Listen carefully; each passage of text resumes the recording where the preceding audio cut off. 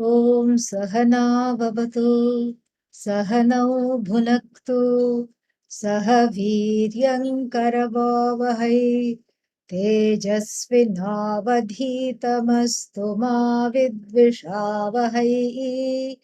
Om Shanti Shanti Shanti.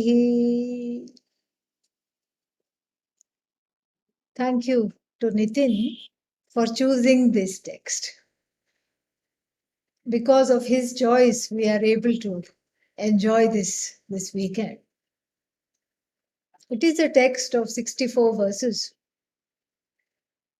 And those who know me, normally I would take 60 classes minimum to complete this. And now I am in the unenviable position of having to finish this in 6 sessions. So you just cut out the zero. Zero is shunya, it doesn't matter.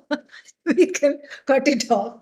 So 60 minus, if you cut off the zero, it remains 6. And actually, as Nitin was saying, it is usually just Saturday, Sunday. But he had some pity on me and he gave me one more extra day. So, for which I'm thankful. We can take all that we can get here. This is very, before we get into the text and all this, I started to think, it became a very interesting puzzle how to give this text to people in this amount of time. How to do that? It became a very interesting challenge. So then if you do the math, it is like you have to cover, like if we do it line by line, verse by verse, which is not very possible, but even if you do the gist of the verses, then that means you have to cover at least 10 verses each session. So that could be one way. That way you remain faithful to the text and you just go as the text goes. Then another method could be that you just read, when you read the text, you extract certain main tenets, points of Advaita Vedanta of this particular text and then present that. That is also very interesting. So then I till last night I could not make up the mind which way to go with this, because both of them have their advantages. There is definitely an advantage to sitting and listening to the verses being chanted and looking at them, and there is a joy also there. And there is also an advantage to going with the broad themes and making a little picture of that. So as a result, we are going to do both. We're going to do a little bit of this and a little bit of that. How? Don't ask, okay? Because after the opening prayer is chanted, Bhagavan is in charge. So I'm just humbly giving my sankalpa there and hoping that it will just take place, however it is supposed to be. Okay. So this text is called Atma Vidya Vilasa. So this is very interesting. The word vilasa generally means the reveling in or something like that. But then if you go to the root of the V is just it's a pratyaya. It is a upasarga. It is a prefix. So then there is lasa. Lasa is actually the feminine aspect of the dance of creation, which, as we know, is called Tandava. So Tandava and Lasa, they are they complement one another. If Tandava is vigorous and full of enthusiasm, Tandava is the mover and the shaker of the universe, the projector, the energy that projects, sustains, and retracts. Lasa is more of a Lasa is more of a receptive dance. It's a dance of receptivity. It's a dance of acceptance. It's a dance that cools, that is always in tandem with that which is Tandava. And if we look at Lasa as the dance of the Jiva, then it is not cool at all. Nothing cool about the Jiva's dance. Jiva's dance is like the dance of a cat on a hot tin roof. Okay. The tin roof is samsara. Oh, trahimam, pahimam, full of upset, full of pain, full of sorrow, and no rhythm at all. Now crying, now laughing, now mad, now sad, and all the time feeling bad. This is the Jiva's, so to speak, dance. It is very far away from Lasa. So if we look at Lasa from the standpoint of Jiva, what would it look like? It would look like the graceful movements of a jnani in life. Jnani means the one who has understood without a shadow of doubt, without a shadow of vagueness, and without any errors. The one who has understood one's nature as free from pain, sorrow, fear, etc., etc. Free of the clutches of samsara that make living itself difficult. So that is the one that is able to be in acceptance, be in receptivity, and be in tandem with Jiva Srishti. Jiva Srishti, Jiva's projection. Why? Because there is a total lack. Ishvara Srishti, Ishvara's projection. Why is one able to be in tandem with Ishvara Srishti? Because for a jnani, there is no Jiva Srishti. Jiva Srishti means how I would like things to be. How I see things depends on my own raga and dvesha, strong preferences and prejudices, and how I relate to things, how is not outside of my own projections. My own projections means my own subjectivity, my own pain, my own sorrow, my own fears. This is what it means. And so, therefore, we have to see that the withdrawal of these projections is tantamount to Atmajnana. It's the same as Atmajnana. Self-knowledge is nothing but the withdrawal of these kinds of projections, which is a misinterpretation of three things. I, my own self, I am an idiot, I am mortal. This is all misinterpretation. I am no good, nobody loves me, I don't have enough, I am insecure, leading one to have wrong decisions in life. So these are misinterpretations with regard to oneself. Then there are misinterpretations with regard to others. This one is an idiot, that one is a donkey, all these things we have. This whole litany of abuses about the universe. Then we have what else? We have projections about the Jagat, the not just people in the universe, but about the universe itself. So hot, so cold, so terrible, what's happening in this world, etc. Then finally, the blaming finger accosts Ishvara, because Ishvara is seen as the author of all this confusion in the Jagat and in my own head. And so Ishvara becomes a very common place for the blame to be put. And so these are all the misinterpretations. And the misinterpretations of Ishvara, Bhagavan, lead us to even come up with religious beliefs and which have really nothing to do with it. God is great. Okay, so what? Be careful. God is very loving. Okay, but you have to be careful. Otherwise, there will be prakopa. God will get angry. And if God will get angry, terrible things happen to you. These are all things one has internalized, and because of one's own projection. So one cannot make up one's mind whether one is living in a world of an angry God or a loving God. And at best we can say the whole thing is very, very odd. Yeah, that's all we can say about this thing.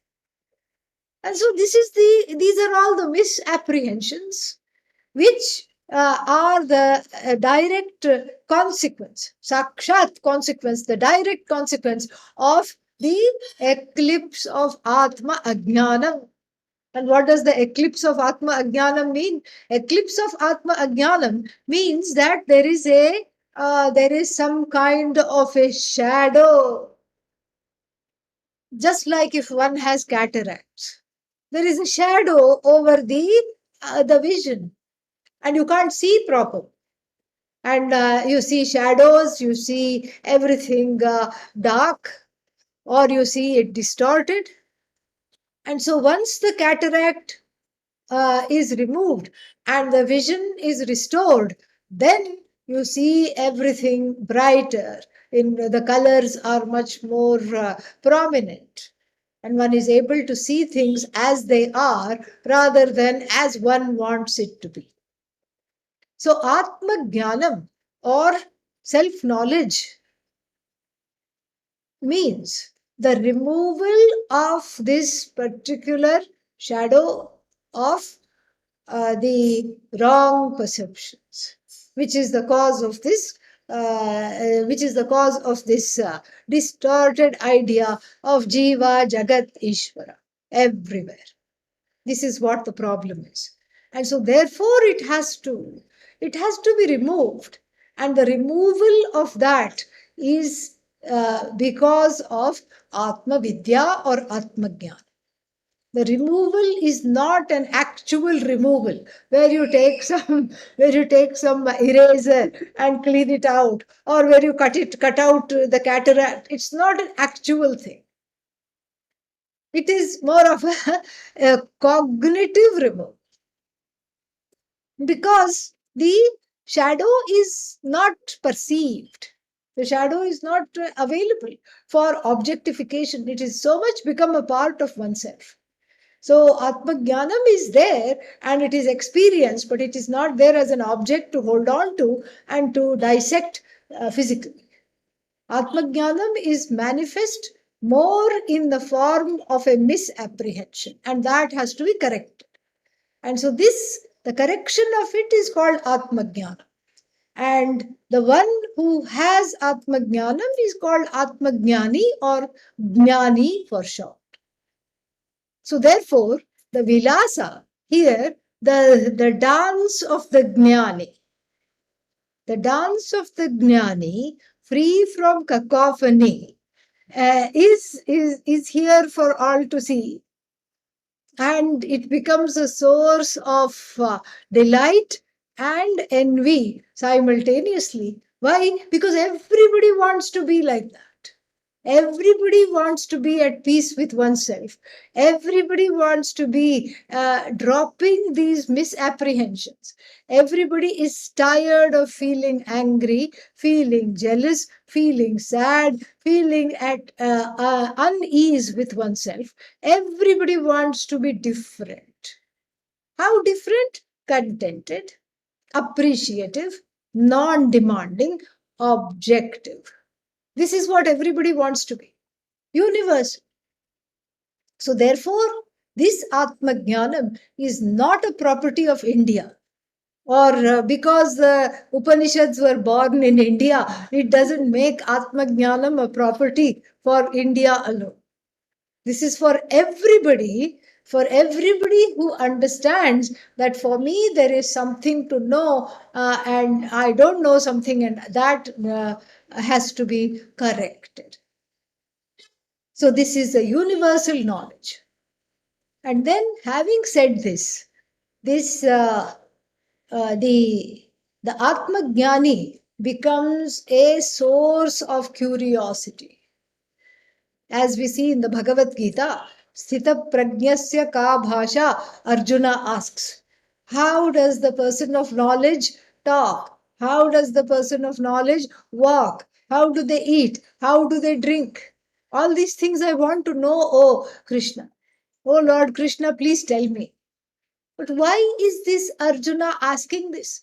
Because Atma Jnanam is the ticket to freedom from samsara. I want to be able to recognize what that looks like in a person, because then only I know whether I want to emulate it or not. Fortunately for us, we have a, we don't say that Atma Jnanam or freedom from samsara happens after death. If it happened after death, like in many other organized religions, if Atma Jnanam happened after death, if somehow, or this freedom from samsara was not possible until death came into being, then we are doomed, because then we have around us no role models at all, nobody to look up to, and nobody to study from. Who are you going to study? Because all the teachers are in heaven or wherever they are, not in this world. And so anybody who parades as a teacher is likely not a teacher. They are not jnanis. So you have to study from an ajnani, the one who doesn't know, in order to know this doesn't work at all. And so therefore, Atma Jnanam is available here and now. And the person who has removed this self-ignorance becomes a delight for all to see. And that person is called as, is known as a jeevan mukta, the one who is free even while alive.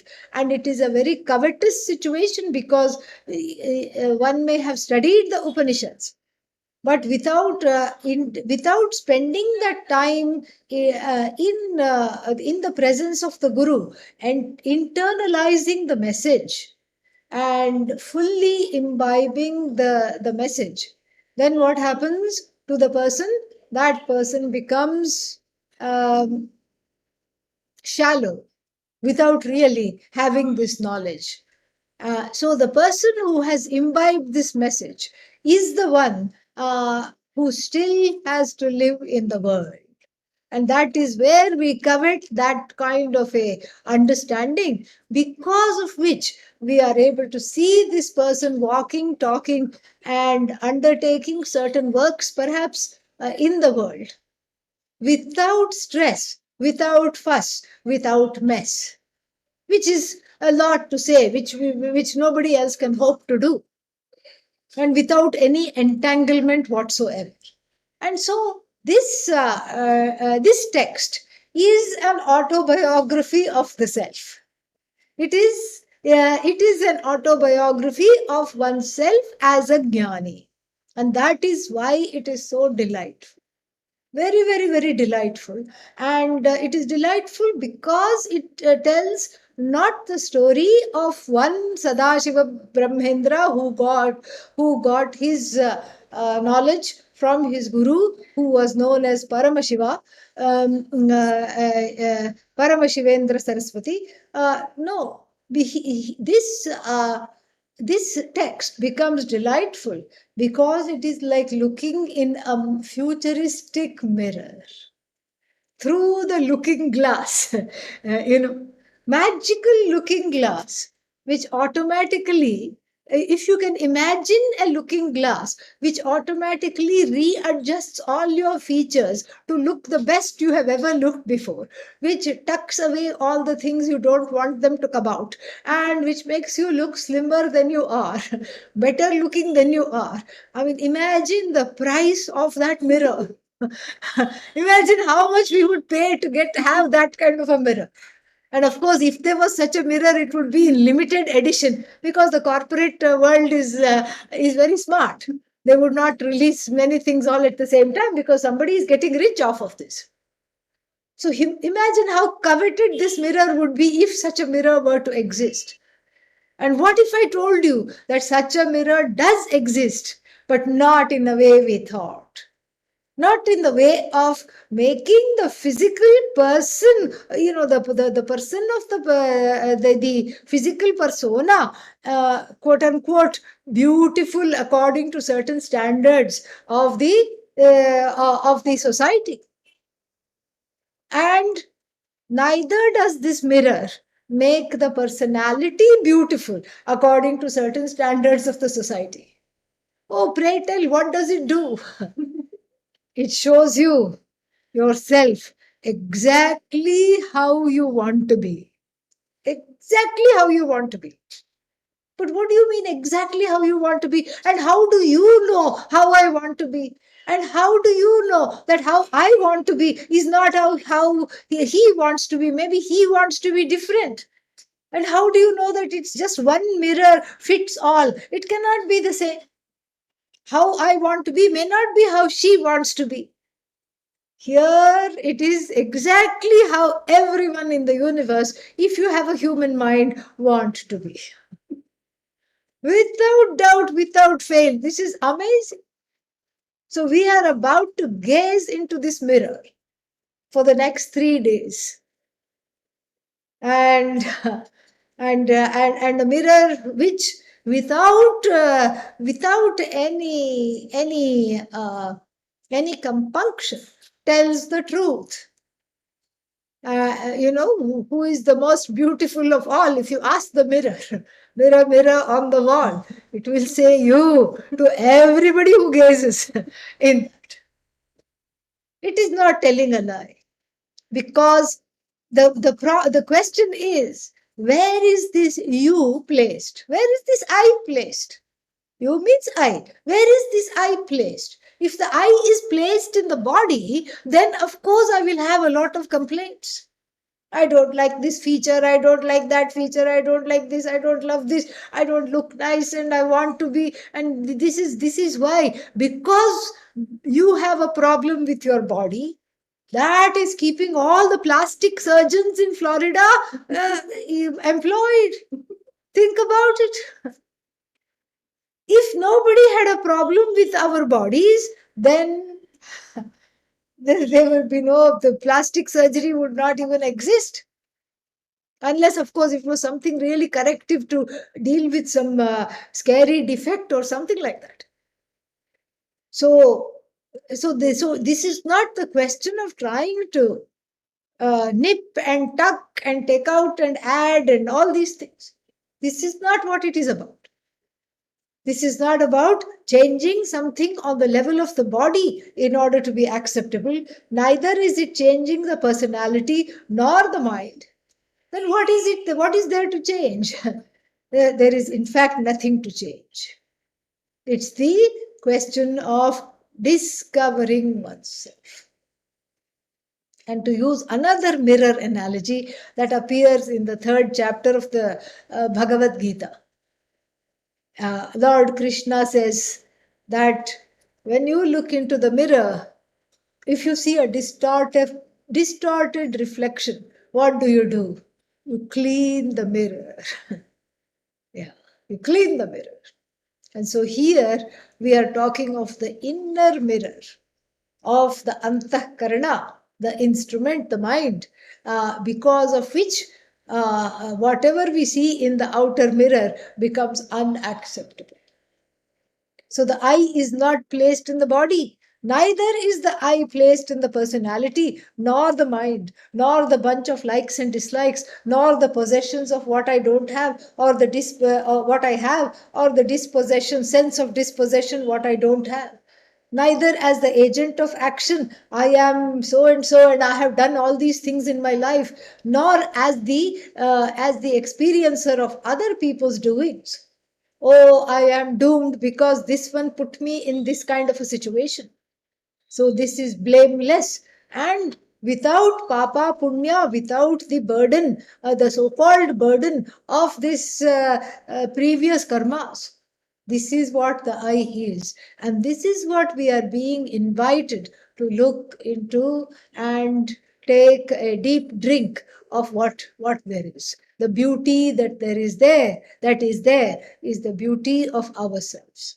So this is a what should I say? This is a the next 6 sessions will be a mirror gazing exercise to look deeply at all the aspects of the self described by the Upanishads, given by the gurus, and internalized by the students. This is what it is.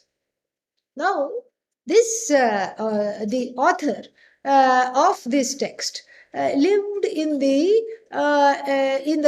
beginning of the 1700s. 1700s he lived, and then he was known as what is called Avadhuta. Avadhuta means the one who has cast off everything. So there is no rules, there are no do's and don'ts. Ko vidhihi, ko nishedhaha, as the Shukashtakam says. Shuka was another example of an Avadhuta. And Avadhuta also is not following the decorum and or the etiquette of the world. It's like no hello, no thank you, no please. Oh, how nice you are here. Nothing, no rules. Yeah, if you give something to the Avadhuta, there is no elation, and if you take something away, there is no dejection. And this is not that there are gradations of jnanis, but there is depths of immersion into this knowledge, and the Avadhuta is the end result of this immersion. So there are certain ways in which how deeply one is immersed is gauged by one's demeanor with regard to the world and with regard to all kinds of things. And this is how it is gauged. And Avadhuta is there are 6 gradations. Please don't ask me to name them because I do not remember right now. And it is not pertinent. But Avadhuta comes at the end of this. So this is how he was regarded. And he was a kind of an all-rounder. And the Sadashiva Brahmendra Saraswati. And it is he was musically oriented, and very important compositions are attributed to him. Khelati mama hridaye Ramah, Khelati mama hridaye. Beautiful. Shanti videha Suta Sahachari. So, a very beautiful song. Dahara Yodhya Nagara Vihari, Moha Maharnava Tarakakari. It's full of Vedanta. There's nothing other than Vedanta. Khelati Mama Hridaye Rama. Rama plays where? In my heart. Rama plays in my heart.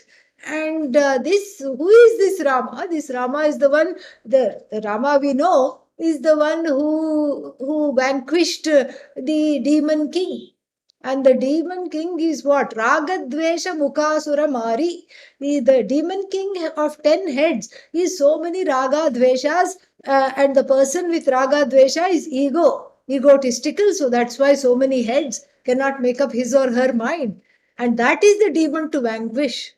And Ayodhya Nagari, the one that cannot be conquered, is the realm of the self where one can play, where Rama plays, like this.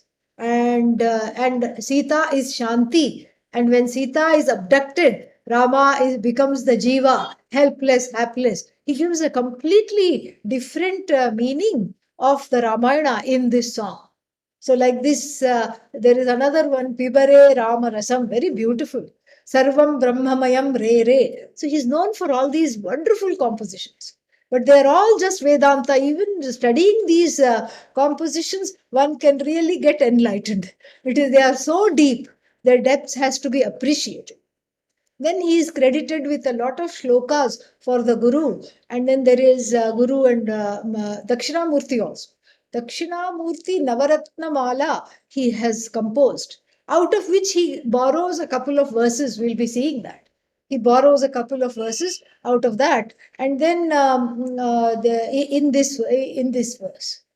And he also wrote one other works. He wrote a Brahma Sutra Vritti, a kind of a commentary for the Brahma Sutras, and some other Vedantic works also. But Atma Vidya Vilasa remains by far the best of his compositions. It brings out the best of his poetry and the best of his iteration of the knowledge. And it has gained a lot of traction. You see, when something is there, and then like yoga, take yoga. Yoga has been in India for how many years? Thousands, 5,000 years at least minimum. Yoga has been there. Okay. And if you look at the temple in Tanjavur, all the yoga poses, everything is talked about. It is 5,000 years, easily. And then, but then it had to go abroad, and it had to be blessed by teachers abroad. And then it came back to India with a new identity, and it became famous also in its own land.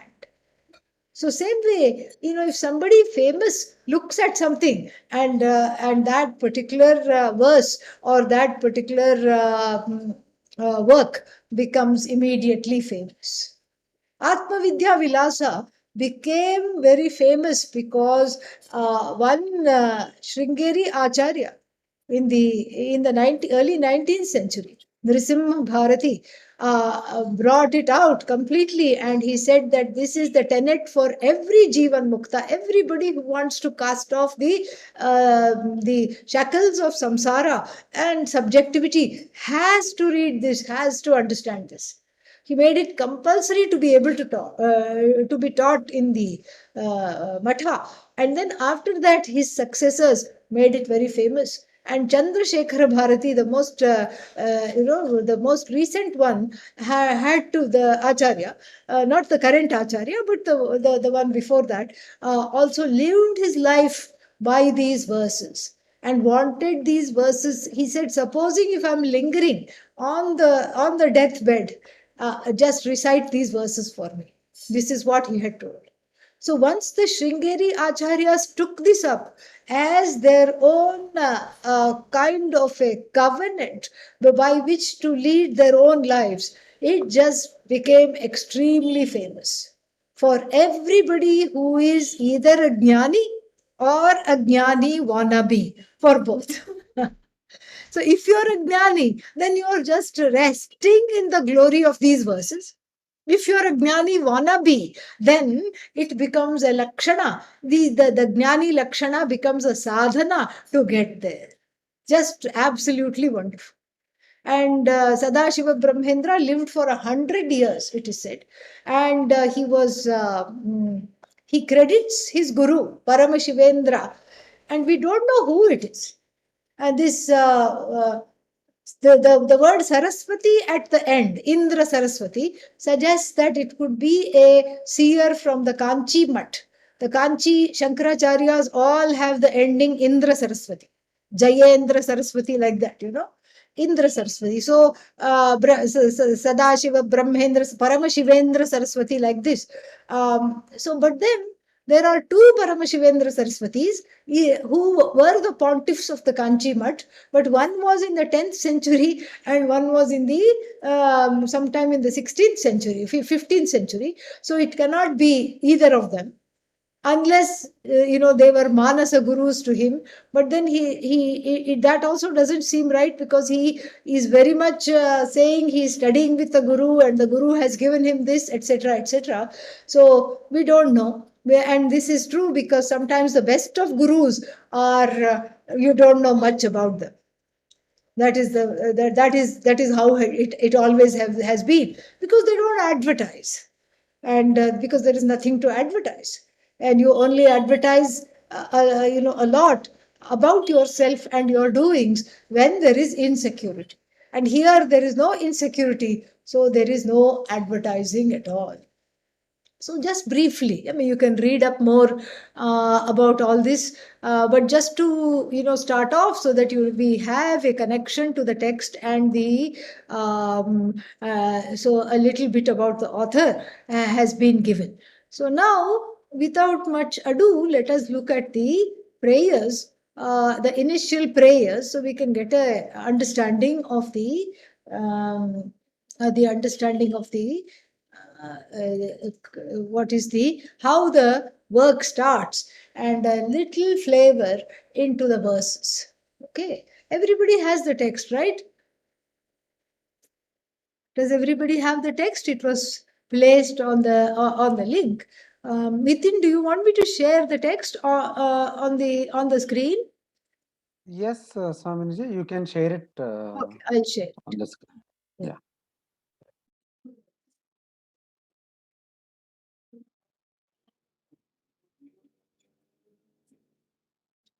Are you able to see? Yes. Yeah. Yes, Yeah. Swamiji. Yeah. Okay, wonderful. Bilingual. Yeah, trilingual, if you say English also. Yeah. So it's got a translation in Tamil and it's also got in English. चिन्मुद्रितकरकमलं चिन्तितभक्तेष्टदं विमलं गुरुवरमा आद्यं कञ्चन निरवधिकानन्दनिर्भरं वन्दे.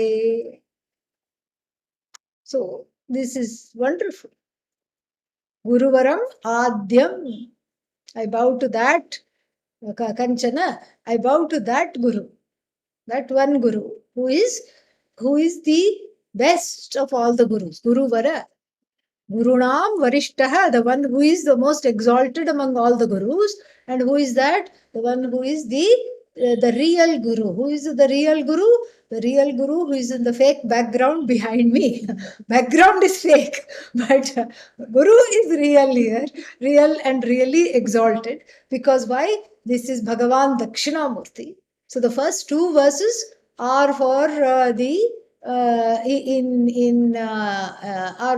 the this thing eulogizing the Lord from which all the knowledge has come. So Chinmudrita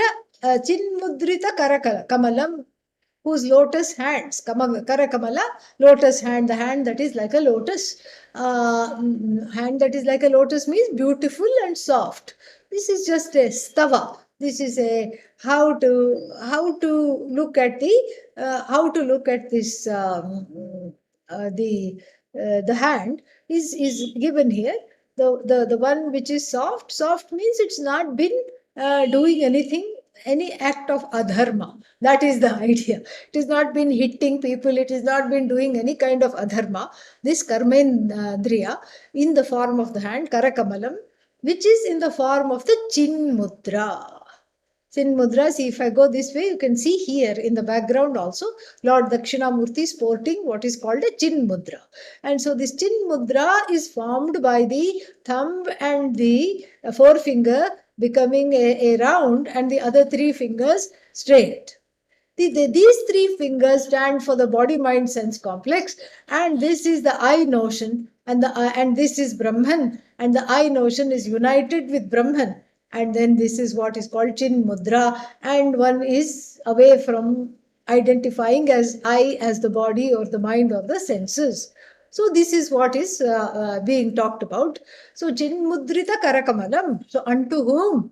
Who has I bow one day, I worship. Whom? The one who has this kind of a chinmudrita karakamalam and chintita bhakta eshtadam means the one who bestows upon the devotees whatever they want easily. Vimalam, free of papa punya. Guruvaram Adyam, the first and the foremost of all gurus and the best of all gurus, Niravadhikananda Nirbharam, and the one who is, the Nirbharam means the one who is dependent upon what? Upon his resting upon his own glory. What is his own glory? His own glory in the form of the overflow of the endless Ananda. So I bow to this Guru. Why? Because from the Guru only all knowledge comes. Without Guru, what knowledge is there? No knowledge is possible. And so I bow to this Guru who is the most exalted one. And so the first prayer is for Lord Dakshinamurti. And the second one is also for Lord Dakshinamurti, but in a slightly different way. Just similar but slightly different. वटतरुनिकटनिवासं पठतरु विज्ञानमुद्रितकराब्जं कञ्चन देशिकमाद्यं कैवल्यानन्दकन्दलं वन्दे. Very beautiful meter. It's called Arya meter. Arya means noble. So, a very noble shloka in an apt and noble meter. So, Vatataru Nikata Nivasam. One day I bow to that one who is that Adyam, the first one, Deshikam, the first and foremost of teachers. And who is that Vatataru Nikata Nivasam, who resides at the foot of the banyan tree. And who is Patataru Vijnanam. Papatataru Vijnanam means who is very clever, who is extremely clever, and who is extremely clever in the self knowledge, which is displayed just by one little mudra of the hand. This whole the I am the whole is just brilliantly displayed. It takes so much brilliance to display it like this. And who is Kaivalyananda Kandalam? Deshikam, teacher. Adyam, the first one. Kanchana, this the one who cannot be described at all. And then Kaivalyananda, the one who delights in the ananda of oneness. Kaivalya is oneness. Kevala means only. Kevalasya bhava, the abstract noun of Kevala is Kaivalya. Onlyness, not loneliness. This you have to be very clear. Because otherwise we think it is, what is that? It is loneliness. If I am only one, it is lonely. No. There is a very big difference, an oceanic difference between onlyness and loneliness. Loneliness, I don't want. And onlyness, it cannot be confused with loneliness. Onlyness means I'm complete, I'm full, there is nothing other than I. And everything that I can see here is all an extension of this I alone. So there is no loneliness in onlyness. So Kaivalyananda Kandalam means the one who is sprouting this Ananda, ever sprouting this Ananda, ever freshly established in this Ananda. I pray to this Guru. I just wanted you to have a sense of the verses and how they go. Very nice, yeah. And then the next two verses are for the Paramashivendra Saraswati, his Guru. They are all for this. निरवधि संसृति नीरधि निपतित जनतारण स्फुरन्नौकाम् परमत भेदनुघटिकां परमशिवेन्द्रार्यपादुकां नौमि. Paramashivedra Arya Padukam Naumi. Paduka means what? Footwear. The chappals of the Guru, Naumi. I salute, I bow to the chappals of the Guru, the footwear of the Guru. Who is this Guru? The one called Paramashivendra, who is the noble one, the holy one. So Arya means noble, holy, just like the meter here. There is a little pun. That's why it's in the Arya meter, because it is all dedicated to this knowledge which is noble, to the Guru who is noble, and the student who becomes a jeevan mukta who is also noble. So, who is this Paramashivendra? So, whose padukas I am saluting. So, that Paramashivendras is described as the one who is the Niravadhi Samsriti Niradhi. Niradhi means ocean. Niravadhi means without a break. Samsriti Niradhi, without a break, the ocean of samsara. Patita, fallen, without a break.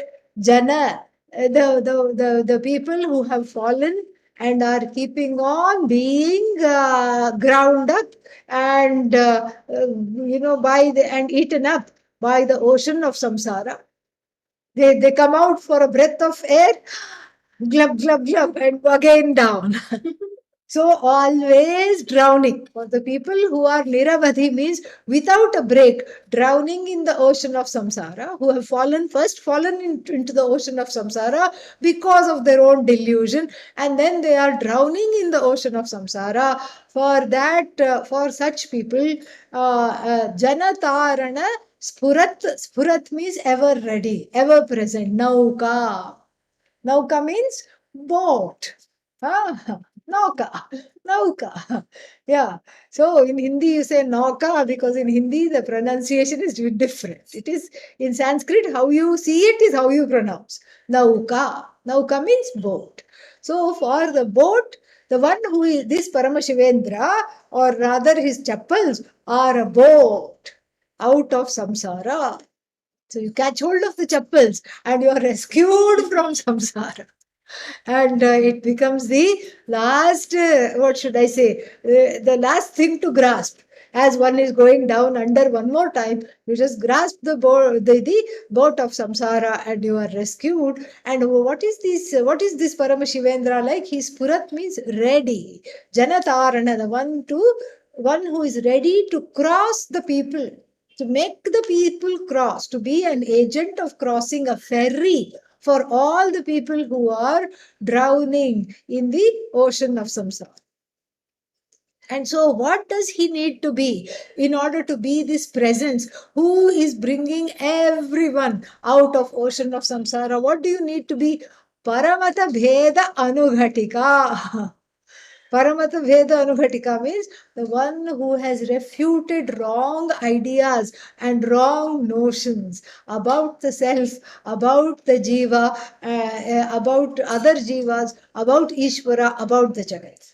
That is what is the nauka. So the boat that is in the form of a constant and complete rebuttal of duality, a rebuttal of all kinds of wrong notions about the self, about everybody. And that is what it takes to be the boat out of samsara. So if I want to get out of samsara, I have to catch hold of that kind of a vision, which is embodied in the paduka of this Paramashivendra. And very beautiful, very nice verse. The next one also is the is for the is for the no, the next one is not for the guru.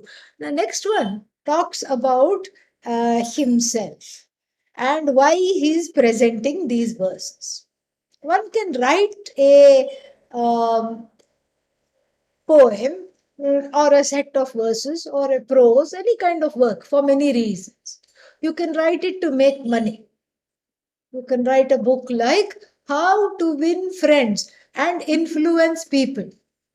An immediate bestseller.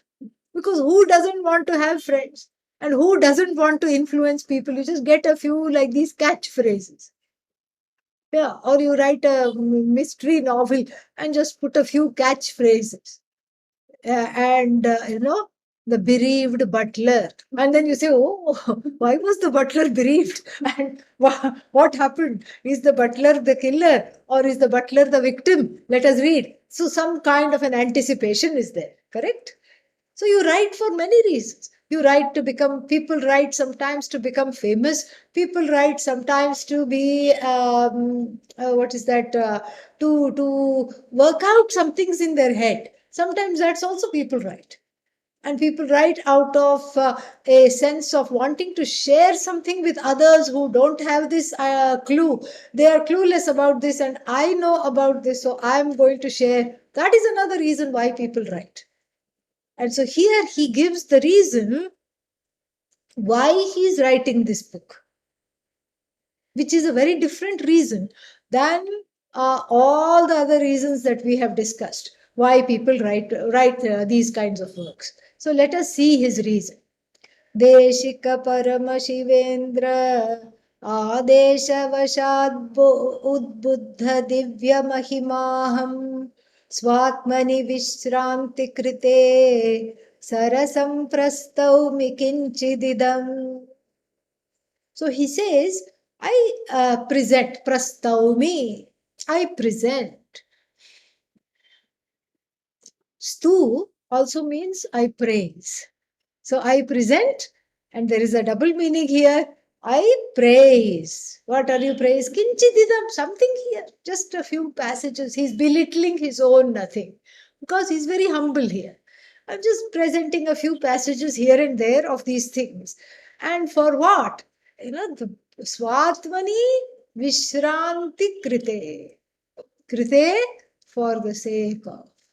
Svatmani, in myself. Vishranti, for the sake of just resting in my own glory. So that this knowledge which has been received from the Guru, this knowledge, of course, which have been received from the Guru, now it is residing in me, and I want to lay back. The knowledge is like a nice memory foam mattress, and I want to lay back on it. Aram se, very happily, without any worries. I want to lie down on it and just revel in my own glory. And for that reason, I'm writing it. I'm not writing to educate you. I'm not writing because you don't know. I'm writing this for me. It's Atma Shuddhaye. Sometimes, in the Bhagavad Gita, Yoginaha karma kurvanti sangam tyaktva Atma Shuddhaye. Karma yogi does all the karma yogis do all the work in the world, having given up the attachment or to the outcome, having given up the penchant for controlling the outcome. Why? Atma Shuddhaye, for their own inner cleansing. Here it's not inner cleansing, but inner abiding. So Swatmani Vishranti Krite, because I want to relax, I'm writing this. I'm presenting this because I want to relax. So how did you get this knowledge? I got this knowledge, he says, Paramashivendra Adesha Vashat. So because of the teaching of my Deshika, the teacher Paramashivendra. Udbuddha means that which has arisen. Divya Mahima. Divya Mahima means this glory which is out of this world. What was I? I don't know. And then what am I now? I don't know. And I am this glory. And before we come to the conclusion that this glory is just all, a hot air, he says, no, I am the glory of my teacher. I'm the glory of my teacher. I'm an extension of the glory of my teacher, whose teaching has made me into this magical being who wants to do nothing but rest in my own glory. And for the sake of resting in my own glory, I'm drawing a picture of the mattress and the pillow. And if you can take it and rest in it, that is well and good. This is what it is. So not bad, thanks to this particular format, we have finished 3 verses. Amazing, very nice. And so let's take a 5-minute break here before we go crazy.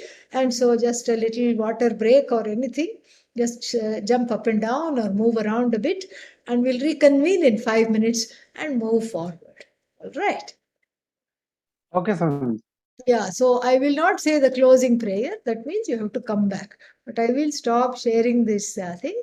So just we'll take a little brief pause and then we'll come back. Om Tat Sat.